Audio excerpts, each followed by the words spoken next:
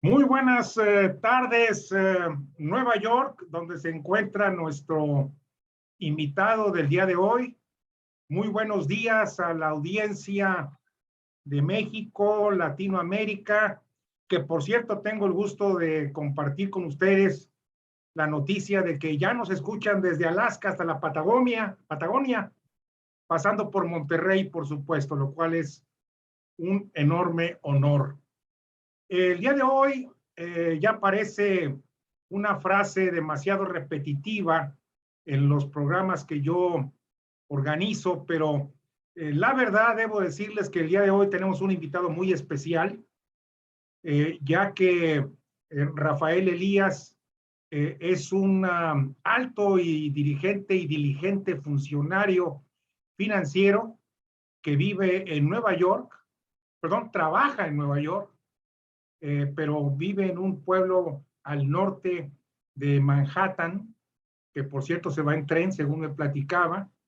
Los inviernos son muy crudos, pero con un buen tequilita, un buen whisky, como quiera que sea, se atenúa el frío.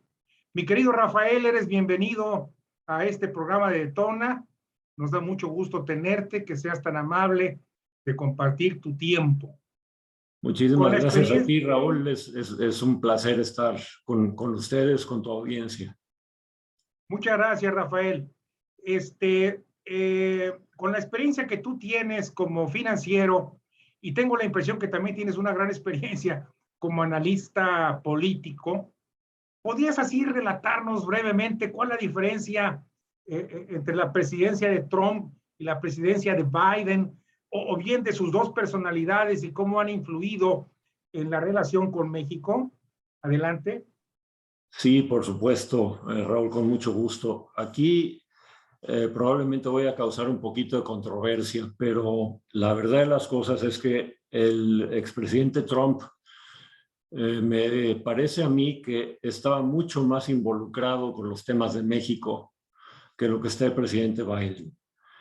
Puede eso ser por muchas razones. Puede ser probablemente porque en estos momentos el presidente Biden tiene muchas prioridades por encima de México, desgraciadamente, como obviamente es la guerra entre Rusia y Ucrania, como es la inflación, como es la economía que está resultando problemática, como vemos, por ejemplo, los mercados cayéndose ayer, el Dow Jones más de 1,000 puntos.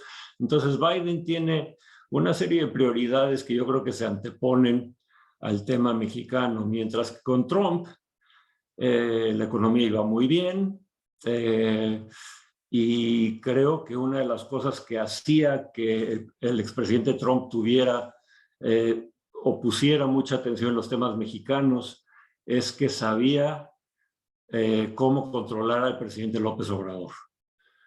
Esa es una de las grandes diferencias. Así también. Definitivamente tú usas la palabra controlar. Controlar, definitivamente. Y esto lo podemos ver con ejemplos muy puntuales. Oye, habrá que pedirle algunas clases a Trump para aprender a controlar a AMLO aquí en México. Exactamente, y una de las cosas por las cuales causa controversia, en mi opinión, algunas veces es porque yo pienso que Trump para México en algunas cosas fue mucho mejor que lo que está haciendo el presidente Biden.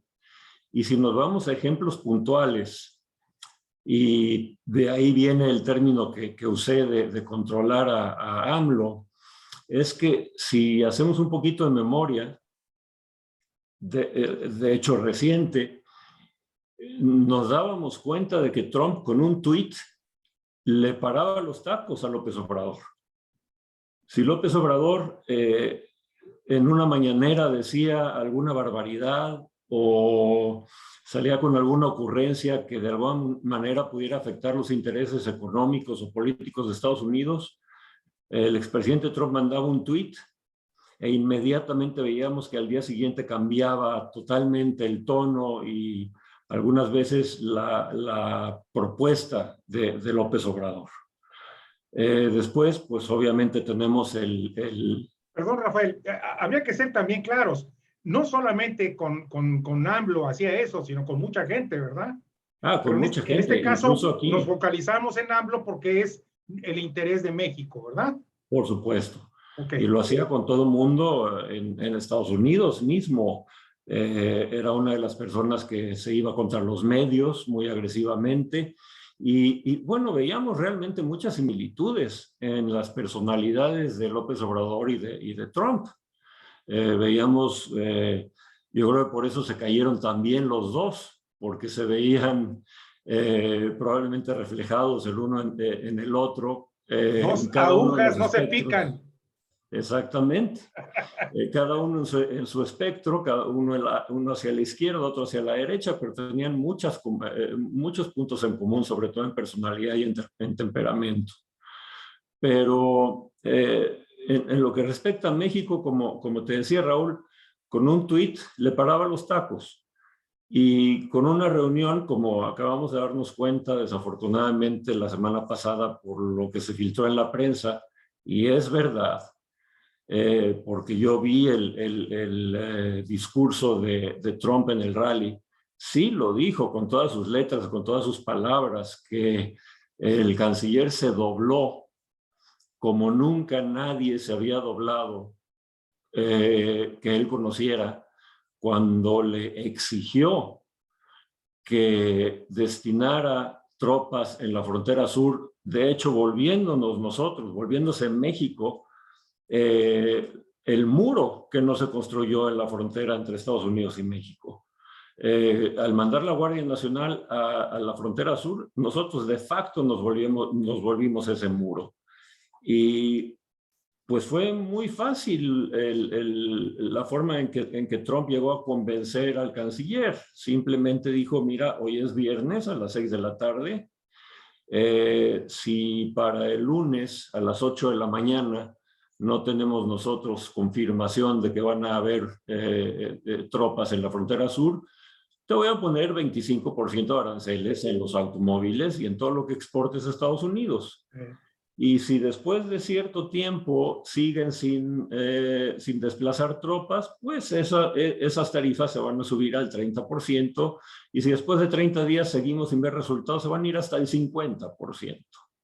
Él sabía exactamente qué botones apretar, dónde le dolía a México, para que las autoridades se vieran forzadas a hacer lo que él quería. En el caso de Biden, lo que hemos visto es no sé yo si desinterés o desconocimiento de la situación actual de México. La única intervención real, palpable, tangible que yo he visto del gobierno de Estados Unidos en México fue el cabildear en contra de la reforma eléctrica. Pero fuera de eso, hemos visto muy poca actividad en todo lo que tiene que ver, o muy poca intervención, o muy poca opinión incluso en todo lo que tiene que ver con los otros problemas del país, que en un momento dado pueden llegar a afectar a Estados Unidos. La seguridad, el narcotráfico, claro, la salud, la migración, el autoritarismo, el ataque a las instituciones democráticas, el ataque a la sociedad civil. Todo esto está siendo ignorado por Biden. Y está siendo ignorado por Biden porque yo solía decir en otras administraciones que México para Estados Unidos es invisible hasta que toca sus intereses financieros. En ese momento es cuando Estados Unidos interviene, como vimos, por ejemplo, con el error de diciembre, que Bill Clinton dio un préstamo, me parece que de $40,000 millones a México para rescatar a los inversionistas americanos que tenían posiciones en tesobonos. Entonces estaba afectando directamente los intereses económicos de los americanos. Con la reforma eléctrica, que afortunadamente no pasó, vimos un cabildeo y vimos un desfile, digamos, de funcionarios de gran calado de Estados Unidos para evitar que las inversiones de las compañías que ya tenían más o menos $10,000 millones comprometidos para invertir en el sector eléctrico no se vieran afectadas. De no haber sido este el caso, probablemente no se hubiera metido, no hubiera metido las manos. Pero aún así, como te digo, hay muchos temas en los cuales se desentiende, no sé si porque no los conoce o porque no les interesan o porque están distraídos con las otras prioridades que mencioné al principio. Pero... o las dos cosas. o las dos cosas, desde luego. ¿Verdad? Yo soy asesor aquí en Estados Unidos del Departamento de Estado para asuntos mexicanos, precisamente. Y una de las cosas que les he hecho tratar de ver es que se necesita una intervención fuerte, un manotazo sobre la mesa, un estate quieto a nivel presidente. De nada sirve que nos mande a la vicepresidenta Kamala Harris, de nada sirve que nos mande a John Kerry, que es, como dicen aquí en Estados Unidos, un has-been. Es una persona que ya tiene muy poca influencia, que se dedica básicamente a temas climáticos, pero con muy poca influencia. Nos ha mandado a el secretario del Interior, que de alguna manera sí es una persona importante, pero que se dedicó básicamente a establecer grupos de trabajo que no han dado ningún resultado concreto hasta la fecha. Y no fue hasta que tuvieron la reunión los empresarios, los inversionistas americanos directamente con el presidente, que el presidente primero dijo que había sido una conversación muy cordial, que no había cedido, y después vimos, también si recuerdas, cuando vino la secretaria de Energía, que desplegó un comunicado muy fuerte, con un lenguaje muy fuerte, diciendo que no se iba a permitir de ninguna manera que se afectaran los intereses de los inversionistas americanos, cosa que después AMLO desmintió al día siguiente. Entonces también vemos que no solamente Biden no se mete en lo personal, manda a su equipo, muchas veces de alta envergadura, muchas veces de menor envergadura. No fue hasta que llegaron los inversionistas a hacerle ver a López Obrador que podía demandar porque se estaba rompiendo, se estaba violando los términos del tratado México, Estados Unidos, Canadá, porque se estaban violentando las leyes al querer cancelar contratos, porque se estaban violentando también algunas disposiciones dentro de la misma Constitución mexicana. Y pues aún así es muy triste ver que López Obrador no cedió. De cualquier manera y con todas esas intervenciones mandó su iniciativa al Congreso con la instrucción de que no le cambiaran ni una coma.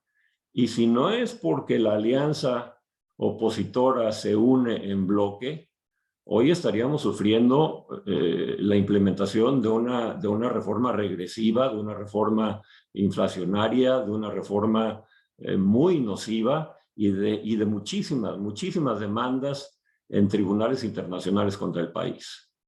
¿No crees tú, Rafael, que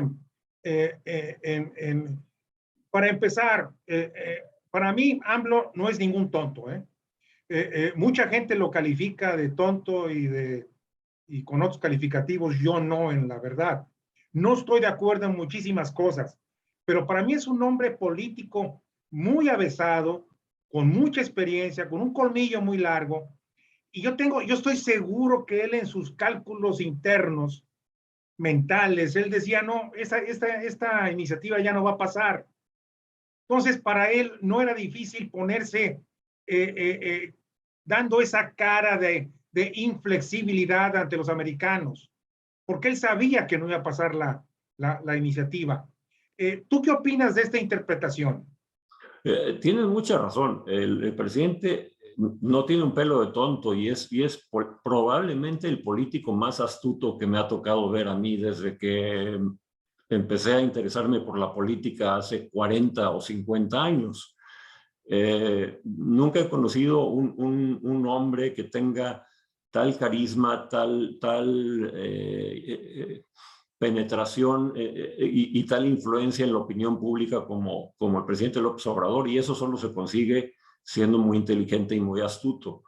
Sin embargo, lo que yo creo, donde diferiría un poquito contigo, Raúl, es que aunque yo estoy seguro que sí hacia el final del proceso vio que la reforma no iba a pasar, Esto se vino a dar cuenta después de haber hecho muchos esfuerzos para que sí pasara, en el sentido de tener a Morena tratando de traer diputados de la alianza opositora para tratar de conseguir los 53 votos, me parece que le faltaban para tener la mayoría calificada. Entonces yo creo que él en un principio pensaba y quería que pasara su reforma. De acuerdo. Y fue hasta la última fase, cuando vio que el bloque opositor no se iba a desmoronar, que decidió, que se dio cuenta que no iba a pasar.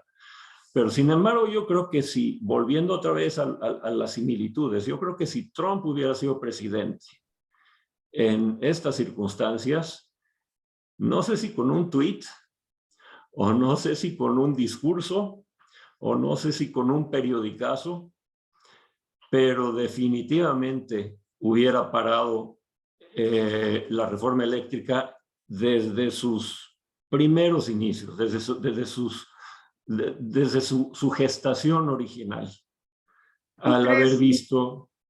Perdón, sí, perdón. No, al haber visto el daño que iba a causar para la relación bilateral. Claro. No, te iba a preguntar que, sin el ánimo de cambiar el tema, simplemente incluir un factor en esta ecuación. Tengo entendido que hay elecciones este año en noviembre, ¿verdad? Sí. ¿Cuál es tu pronóstico? ¿Tú crees que los republicanos vuelvan a retomar el control de la Cámara o los demócratas se queden con ella? ¿Y qué posibilidades hay de que Trump siga influyendo?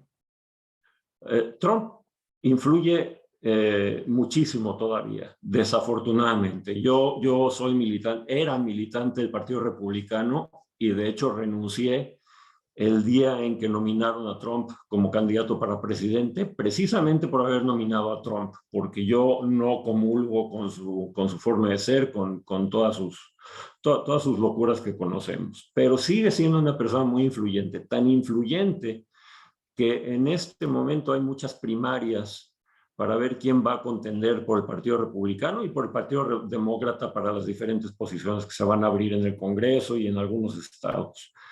Y generalmente los candidatos que reciben el endoso, digamos, de Trump o el soporte de Trump son los que están liderando en las encuestas y probablemente vayan a ser los candidatos para contender.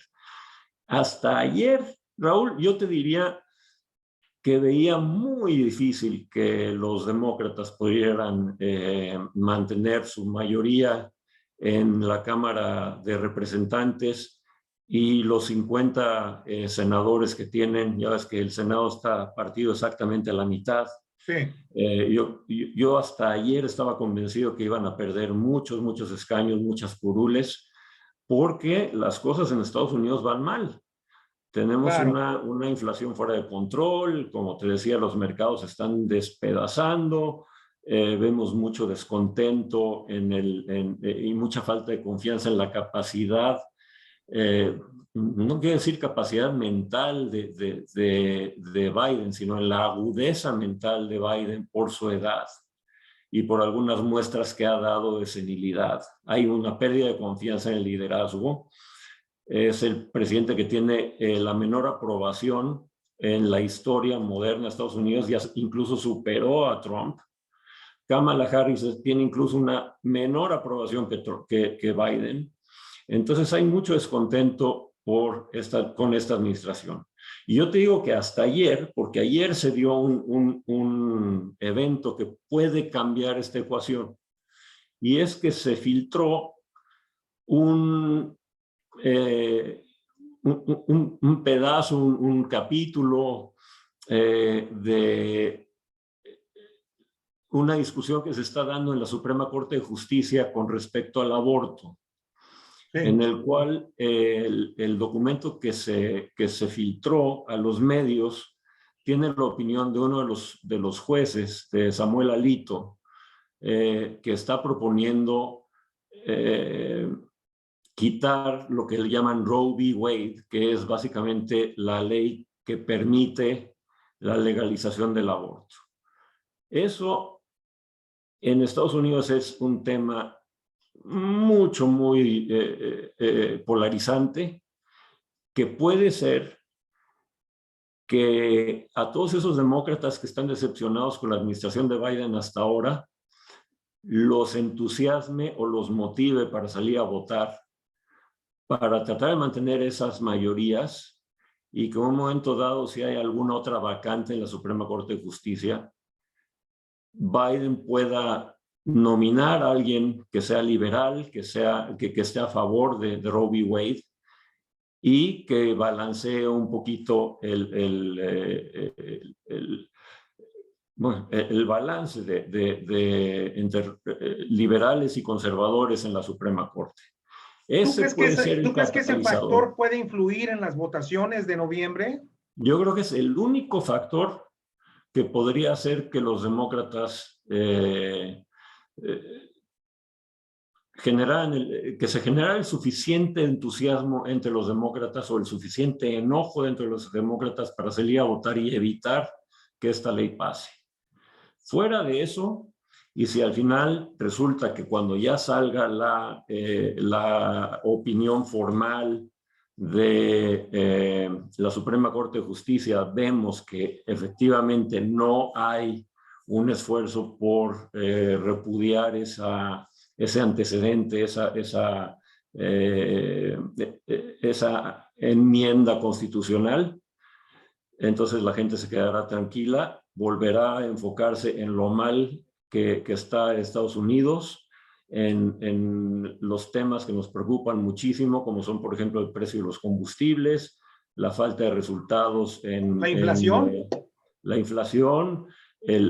falta de influencia sobre Vladimir Putin para que deje para que llegue a la mesa de negociaciones en Ucrania. La gente no Rafael, se olvida. Discúlpame que te interrumpa, pero aquí me estoy recibiendo algunos mensajes de mi audiencia, y nomás para entender claramente, o sea, la única, no lo único, el posible camino para que los demócratas no pierdan la mayoría en los escaños de las elecciones de noviembre es que la enmienda constitucional del aborto no pase. ¿Es así? Es esa, o que no sea lo suficientemente poderosa esa enmienda como para generar suficiente masa crítica de votantes demócratas para que opten o prefieran decir, elijan decir, bueno, voy a votar para evitar que esto pase, versus... ¿Cuál es el temor? ¿Cuál es el temor de la enmienda constitucional sobre el aborto, concretamente? En una frase, Rafael. Que pueda volverse ilegal en algunos estados, que se haga un uso del federalismo, y entonces cada estado vote, cada estado decida hacer una votación para ver si lo legalizan en sus estados o no. Como por ejemplo es el caso de la eutanasia, de la legalización de la marihuana, en fin, darle a los estados la facultad para decidir, pero ya no sería una garantía ni un derecho a nivel nacional. O sea, el temor es de que no se legalice el aborto. Sí, y de que hayan estados muy conservadores en los que se prohíba, con todas las consecuencias que eso puede traer de pues un mercado negro de médicos que van a hacer la práctica, claro. y bueno, todo lo que puede detonar eso, ¿no? Entonces, como quien dice, ahorita hay una confrontación de factores para que los republicanos avancen en las elecciones de noviembre, y esos factores son la inflación, la guerra de Ucrania con Rusia, los inmigrantes, la falta de crecimiento de la economía, el desempleo, versus que no se apruebe la ley del aborto. Sí, exactamente. ¿Ese es el resumen? Ese es el resumen, porque Al votar demócrata y mantener la mayoría, como te decía antes, si hay alguna vacante en la Suprema Corte y tenemos gente de edad muy avanzada, que se pueden retirar en 1 o 2 años, y entonces a Biden le tocaría nominar a un sustituto. Al tener los demócratas la mayoría en las cámaras, pues sería confirmado.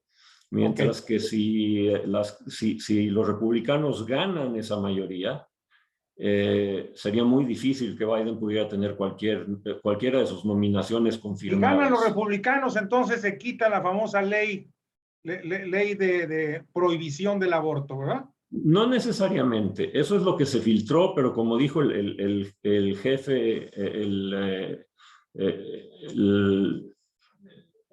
Chief Justice, el presidente de la Corte, esto es un documento parcial que se filtró, la decisión no está tomada, y cuando esté tomada la haremos del conocimiento público. Entonces ahora simplemente se está manejando mediáticamente. Pero es una opción viable, por llamarle de alguna forma. Una opción viable, pero no Confirmada. confirmada. Exactamente.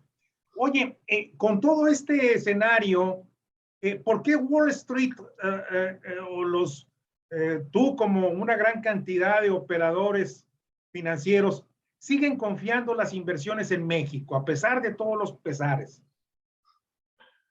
Pues mira, yo te diría que no hay tanta confianza ya como se percibe en México. Te voy a poner 2 ejemplos. Como ya sabes, Pemex perdió el grado de inversión el año pasado. Y perdió el grado de inversión porque, para todos efectos prácticos, Pemex es una empresa quebrada. Ayer o antier me parece que leí que Pemex va a emitir un bono, me parece que de $1,000 millones, para pagar los pasivos con sus proveedores. A ese grado de bancarrota está Pemex.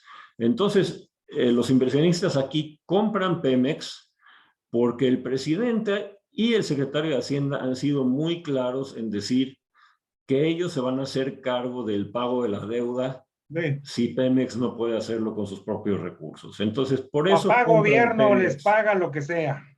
Exactamente. Pero si tú quitaras ese respaldo del gobierno, Pemex se iría probablemente al default, y lo mismo pasaría con la Comisión Federal de Electricidad, y los papeles mexicanos tienen de alguna manera una preferencia sobre otros papeles de mercados emergentes, no tanto por los méritos del gobierno, no tanto por la estabilidad económica de México, que es cuestionable, sino porque los comparativos están en muy malas condiciones. Sí. Si tú vas a invertir en Latinoamérica, ¿qué opciones tienes? Tienes Brasil, que cotiza a niveles mucho más favorables que cualquier deuda mexicana, corporativa o soberana, porque les está yendo muy bien. Tienes Argentina, que es un desastre. Tienes Venezuela, que es un desastre. Tienes a Chile, que acaba de elegir a un presidente de 35 años, activista de extrema izquierda, en la cual no sabes qué políticas económicas pueda cambiar. Y entonces la gente está alejándose un poquito de la inversión de Chile. Y tienes Perú, que es otro mercado muy atractivo, pero que es muy chiquito. Colombia. Entonces, y Colombia.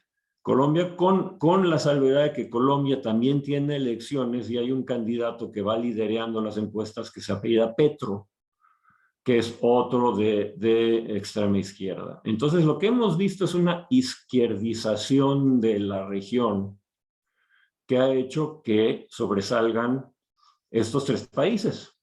Brasil, Perú y México. Brasil siendo el más grande y el más estable, México también por la ventaja que tiene de ser el segundo socio comercial de Estados Unidos, donde tienes muy buenas empresas en las cuales invertir.